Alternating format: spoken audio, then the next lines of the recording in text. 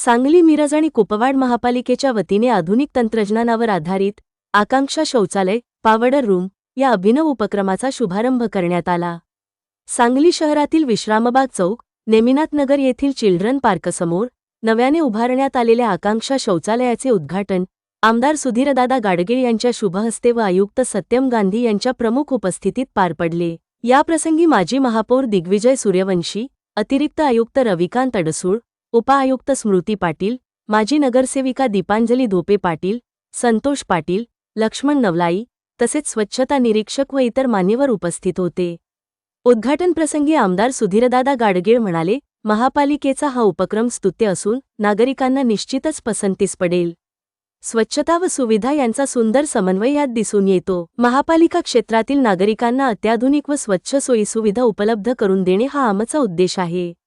अशी आकांक्षा शौचालये पुढील टप्प्यात आणखी 15 ठिकाणी उभारण्यात येणार असल्याचे आयुक्त सत्यम गांधी यांनी सांगितले। डॉक्टर रवींद्र ताटे यांनी माहिती दिली की या उपक्रमांतर्गत संपूर्ण महापालिकेत अशा प्रकारची शौचालयांची संख्या लवकरच 15 होणार असून महिलांसाठी स्वतंत्र पावडर रूमची सुविधा, पुरुषांसाठी वेगळी सुविधा, एसी यंत्रणा आणि नाममात्र 10 रुपये शुल्क या वैशिष्ट्यांमुळे हा प्रकल्प विशेष ठरणार आहे। संपूर्ण महाराष्ट्रात सांगली मिरज आणि कुपवाड महापालिका ही पहिली महापालिका आहे जिथे आधुनिक तंत्रज्ञानावर आधारित आकांक्षा शौचालयाची निर्मिती करण्यात आली आहे।